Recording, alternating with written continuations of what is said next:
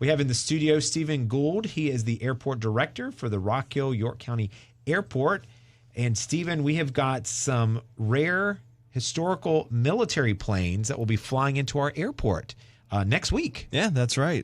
Thanks for having me, guys. Yeah, we have the Flying Legends of Victory Tour. They're one of the various groups of the Commemorative Air Force. They're based out of Arizona, and they're actually going to be paying us a visit next week. They're actually flying in. They should be arriving on Monday, sometime Monday morning, but they'll open up the both aircraft. They'll have a B-17 and a B-25. They're both World War II bombers, and they'll be opening them up for ground tours on that Tuesday, Wednesday, and Thursday from 9 a.m. to 5 p.m., and then they'll have flights available to be able to enjoy if you can afford them. They're a little pricey, but they actually filled up pretty quick. But they'll be performing those flights from 9 to 2 on that Friday, Saturday, and Sunday, the 7th, 8th, and 9th. But they're really cool aircraft. I've never seen these two specific ones themselves, but I've seen others in the past. We've had other B-17s come in from different organizations. My past airports that I've been at, we've had other organizations come in as well. But it never ceases to amaze me, these aircraft, how they're still flying. And actually, in terms of the B-17 themselves, there are literally only about 13, maybe 14 that are actually flying worldwide still today. And that's out of like over 3,500 of these things that were actually flown and commissioned during World War II. That was my next question. What does it take to, because clearly they're older, what does it take to keep one of these up and running to where it can still do flights like this? That's where some of the fees come into play for the flights and the ground tours. But it really takes a lot of hard dedication from the staff members and the volunteers that these organizations have to work on these aircraft, to maintain them specifically. It's much harder to maintain them than it is to fly them. But just having those guys, those folks, I mean, they're getting better at trying to, like with our industry, especially the pilots, it's rejuvenating, getting the fresh blood from the youth, getting excited to get the pilot's license, going, since we have such a shortage of pilots in the industry. It's the same thing when it comes to maintaining these guys. A lot of them are the older generation folks that are, most of them have retired or have been some level of activity in the aviation world, but they're starting to get more of those younger folks crazy interested and excited to be a part of maintaining history, if you will. So these are two iconic World War II bombers that were in the actual war. I don't know if these two specifically flew in, like if they were actually flew any missions or not. That's something I'd have to look up. I can't recall if they did or not. More than likely, they probably didn't. They may have been commissioned and may have flown a mission that may not have involved actual dropping bombs or anything like that. Not involved in conflict. If so, they might show their age a little bit. That's good to know. But and then this might be a strange question, Stephen. If you're a pilot, is it the skill set is transferable? Like is it the planes we're flying today? Does it take a lot to fly these kind of planes? Is it different? Because planes today are more computerizized, I feel. And I might be talking out of turn, but are these computerized? No. Okay. It's all original stuff. So it's original. They may have like their iPad with ForeFlight on there and stuff like that, but most of it is all original style instrument aspects to flying the aircraft. So if you become a pilot tomorrow, you're going to know how to fly this kind of plane? Not necessarily. Not so much. Not necessarily. You're still going to have to have specific training on something like this. I'm not going to hand this over to you. Ashley's ready to take them on once they get their wings and they graduate. Ashley's like, here, take this one up for a spin. I like this one.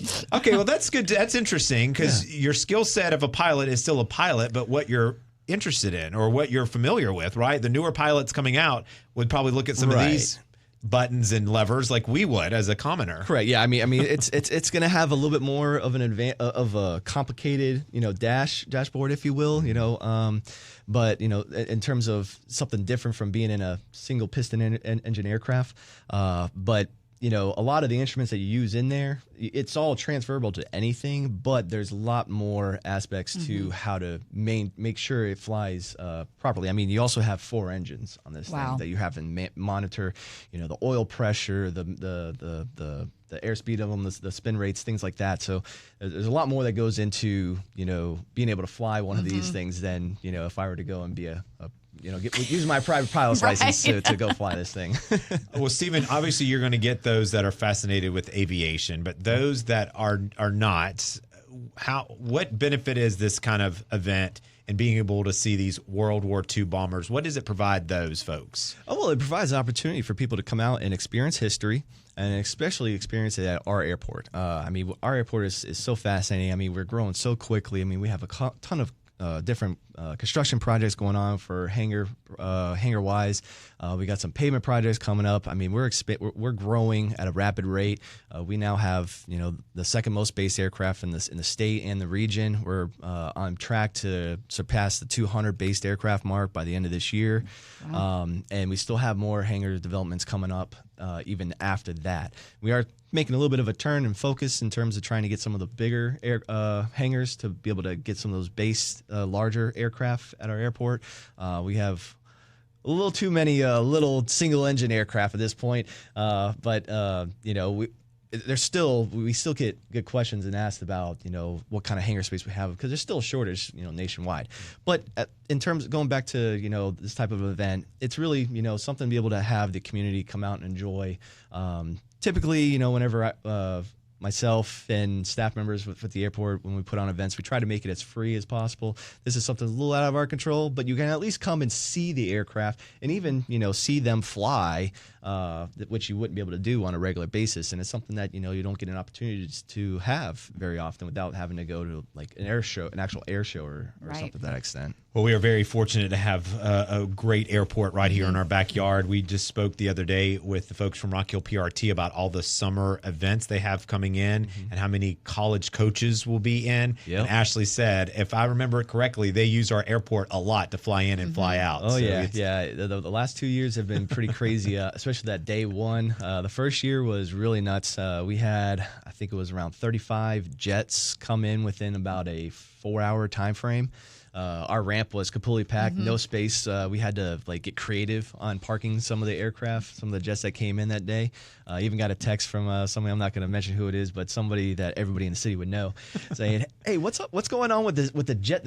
I keep seeing the same jet fly over my house every 5-10 minutes." I'm like, that's not the same jet. It's the same type jet, but it's a different one every single time. Wow. And it was coming in for the basketball tournament. Oh, wow. Yeah, it's a great problem to have. Yeah, it is a great problem to have. Well, you can check out the Flying Legends of Victory tour. These are 2 iconic World War II bombers that are going to be flying into the Rock Hill York County Airport. It's going to get underway June the 4th through the 9th. There are ground tours that will take place through those days. And then if you want to actually ride in one of those, it is going to cost you a little bit of money.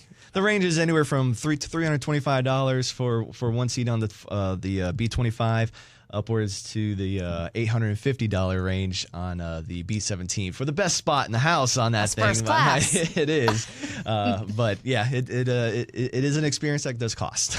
Okay, well, I wanted you to be the bearer of bad news, Stephen. Thank you for that. No, and people do need to register for that before they get there, correct? It is better to try to register ahead of time, and you can do that through their website, flyinglegendstour.com, or you can even go to our Facebook page at Fly Rock Hill, and you'll be able to go to our events. And we have it all listed on our events page to be able to gain access to where all the different logistics and the time frames for everything is. Okay. This is fascinating, and kudos to you, Stephen, and the others over there at the airport for making sure that these planes are on our radar so we can bring them into town and expose our community. Yeah. So it's just and one more side thing, because with them coming in, the local chapter, the 961 chapter of the Experimental Aircraft Association, they're actually having a Young Eagles day on the Saturday morning, the 8th.